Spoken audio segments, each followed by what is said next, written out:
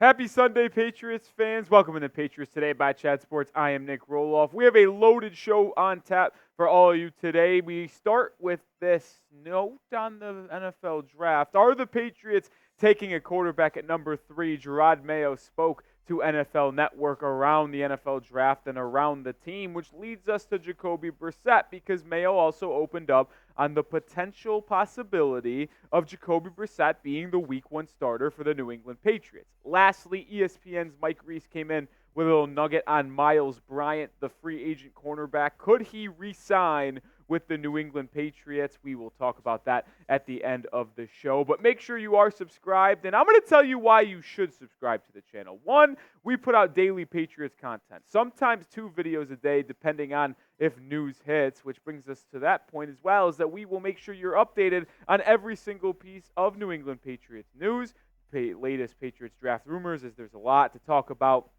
Whether they're trading back from 3, drafting a quarterback, which quarterback do they like? We will have it all. We currently have 9,602 subscribers. The goal for us here at Patriots Today is to get to 10,000, a massive milestone here at Chat Sports, which really allows us to elevate our content on a day-to-day basis as we're seen as a bigger channel now. Can we get to that mark by April? That's 7 days away. Can we get 400 subscribers in the next week? I think we can. Hit that sub button, Patriots fans, if you want to be up to date on the latest surrounding the New England Patriots.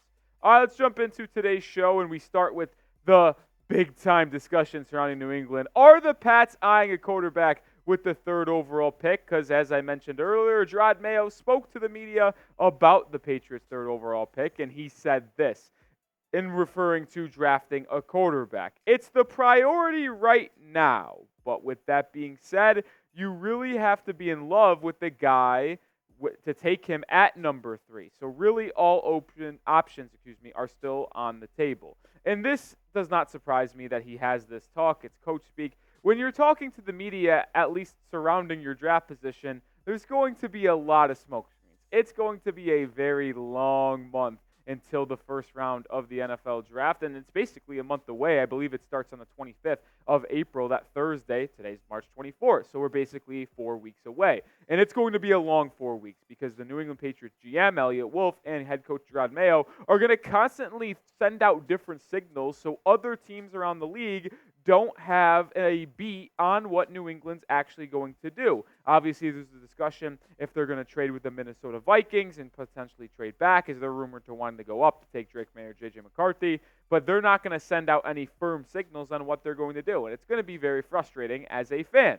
But I do think this. If you're talking about the quarterbacks in play for New England at 3, we have talked extensively about UNC quarterback Drake May and LSU quarterback Jaden Daniels. But I think we need to start having more of a discussion surrounding Michigan's quarterback, J.J. McCarthy. Now, am I a fan of J.J. McCarthy at the 3rd overall pick? No, I am not. But I do think he is a quarterback that Elliott Wolf and his Patriots front office will absolutely consider when it comes to April 25th if they stay at their 3rd overall pick. And when you look at the 3 quarterbacks, they are very, very different.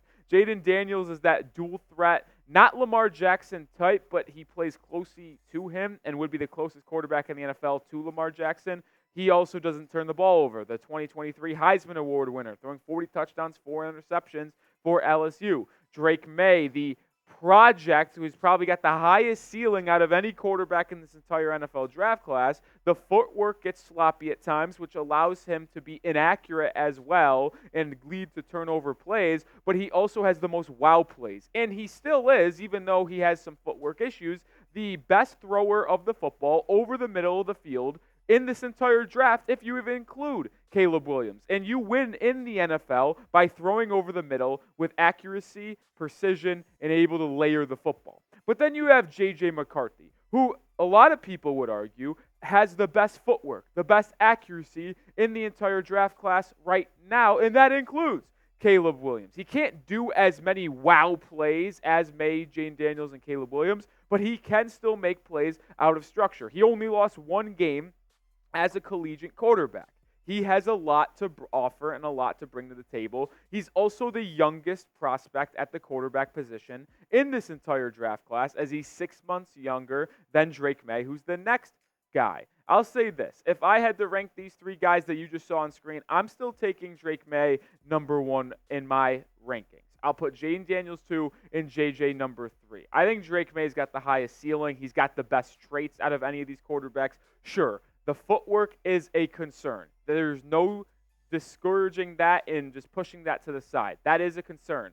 But if you trust your coaching staff to develop a young quarterback, then you're going to trust your coaching staff and front office and organization to get that footwork right. And if you get Drake May's footwork perfectly fine, then he's going to have the potential to be a top 5 quarterback in all of football. Newsflash, I'm not calling him Patrick Mahomes, but if you look back at Mahomes' Texas Tech tape, there's a reason why he wasn't a top 3 pick or a top 5 pick in that NFL draft. He went 10th overall as the Chiefs traded up to draft him. But the reason why he fell all the way to 10 is because he had horrific footwork at Texas Tech. But he flashed a big arm, the ability to make wow plays, and lead his team to wins. Even though Texas Tech wasn't the best team, that team was able to be competitive because of Patrick Mahomes.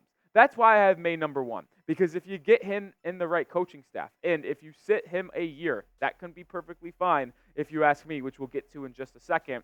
You can work on that footwork. Get him up to speed on the NFL speed of play, the footwork, the way to drift in the pocket and stay in the pocket, and then you can really have a quarterback that can beat top 5 in the NFL. But when we talk about these three guys right now, it's hard not to look at the hype J.J. McCarthy has right now. A lot of people have him as the 4th quarterback in this draft class, and a lot of people believe by the time the draft comes around next April, a month from today, but basically, you could see him be ahead of Drake May in the draft rankings. The hype is absolutely out of control right now for J.J. McCarthy. I'm not saying that it's not warranted because he's a fantastic quarterback, but I just don't see a world where he could possibly be taken over Jaden Daniels or Drake May, but I do believe J.J. McCarthy will be a pick in the top 6 of the first round in the NFL draft.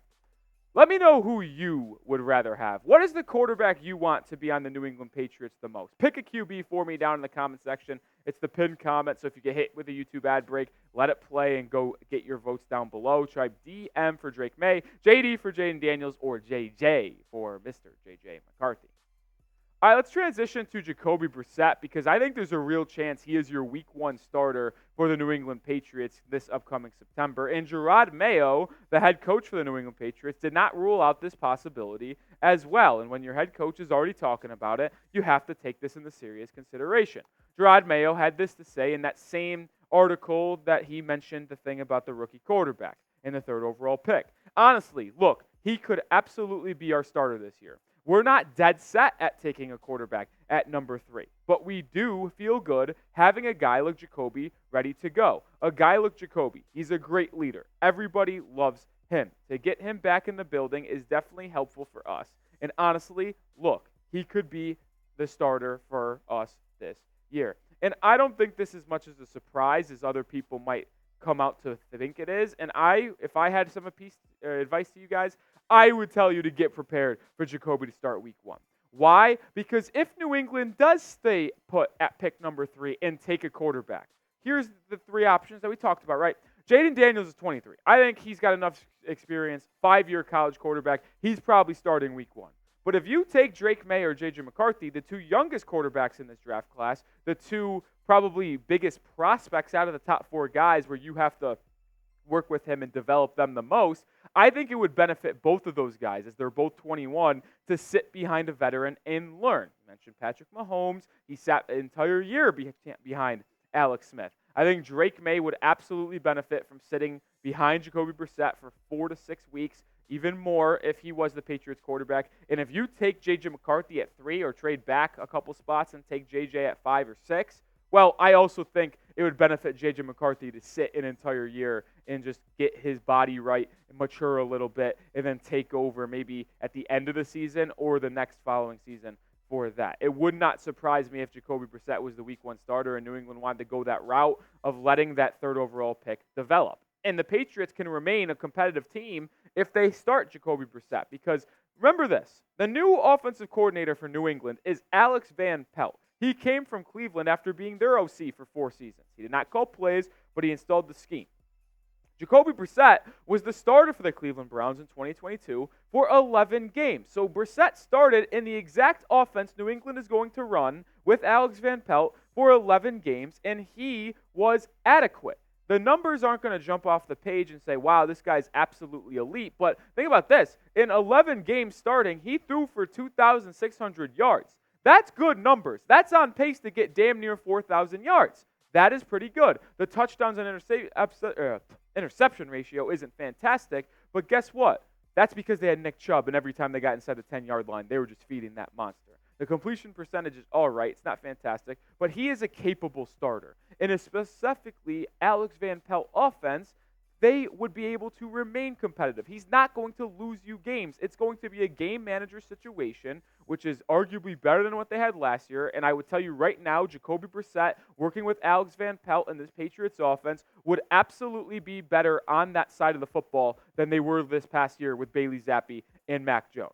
So you'd be able to remain competitive in the same fashion you were last year, but allow a potential rookie quarterback, whether it be Drake May or J.J. McCarthy, to sit for a little bit. And like I said, if it's Drake May, I'd probably sit him for 5 to 8 weeks. Say the New England Patriots bye week is like week 9. I'd start Jacoby Brissett the first 8 weeks. And unless New England is like, I don't know, 4-4 or 5-3, and they're just winning ball games, I would roll with Jacoby if you're at that point. But if you're 2-6 or 3-5 or 1-7 in those first 8 weeks, I'd start the rookie quarterback coming out of the bye week. But that is the flexibility you have with having a quarterback like Jacoby Brissett on the roster. I'm very bullish on what he can do for this team with that position if he gets the starting role for at least 4 to 5 weeks.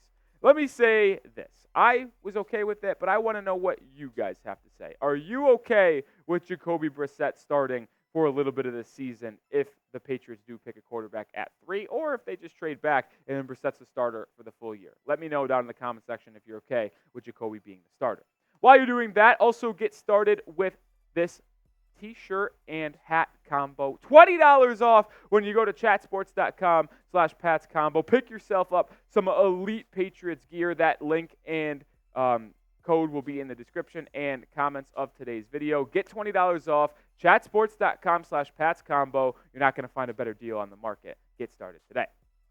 Lastly, I want to talk about Myles Bryant. Is he going to return to the New England Patriots? Because ESPN's Mike Reiss, who covers New England, believes the Patriots wouldn't be opposed to bringing back Myles Bryant on this roster. And I have to say this. I know Myles gets a lot of hate, but he stepped up this past season when the Patriots were without Jonathan Jones at times, when they were without J.C. Jackson, when they were without Marcus Jones. He stepped up and played some meaningful ball. But I would only bring him back as a depth piece. I like what he brought to the table last year, and he filled in massively. But he's still not a good corner in this league that you can depend on. You could have him as a depth guy, but look at the numbers you see on screen right now. He's just as average as it comes, and in one department, it's actually horrible. Like, the PFF grades are fine. 66.6, 63.1 coverage. The tackling is what it is. But as a nickel corner, like, those are average numbers. Like, you're not going to go out there and expect him to be locked down in the mid-70s. The PBU, its interception ratio is okay. It is what it is. But this is the part that concerns me the most, the completion percentage. Allowing the wide receiver to catch 79.7% of the passes thrown to him when you are the nearest corner, that is not ideal. So to me, the individual grades aren't the worst, but when the ball is thrown at him, he just allows completions. And that's due to maybe his lack of size or lack of speed. I don't know what it is, but when people target him, he gives up receptions. And when you look at the cornerback room for New England right now, you slot Jonathan Jones in as that number 1 guy, the second-year man who flashed a ton of potential in his first 4 games before being out for the year, and Christian Gonzalez as CB2. And then Marcus Jones, who is basically out for the year as well, is going to be that nickel guy in all likelihood. Now, would you be okay bringing Myles Bryant back to be the backup nickel to Marcus Jones? Sure, I'm cool with that. But he is my 5th corner at best because I actually feel pretty confident about keeping Alex Austin in as that 4th corner, which you see on the bottom of your screen right under Jonathan Jones. That's why I believe that Myles Bryant is serviceable as a 4th or 5th corner. I'd re-sign him on a 1-year deal to be your backup nickel. It's still Marcus Jones' job, but if Marcus gets hurt or just shows the ability or inability, I should say, to be a nickel corner in the NFL in his third year, then you could go back to Myles Bryant, who has a lot of experience in this system, and know what you're getting out of Myles because he's been in the league for quite some time. But that's all I'm taking with Myles Bryant. I'm not going to go any farther than him having a fourth or fifth corner. I wouldn't slot him in as a starter at all. That will do it for today's video. Make sure you do hit that sub button before we head out of here. Just want to remind you guys why you should subscribe. We're trying to get to 10K by April, 7 days to do so. Hit that big milestone. Come on, that'd be freaking awesome. And you get a lot of stuff in return. Daily content, draft rumors, news. We have it all. So hit that sub button. I'm Nic Rohloff, and I'll see you on the next video.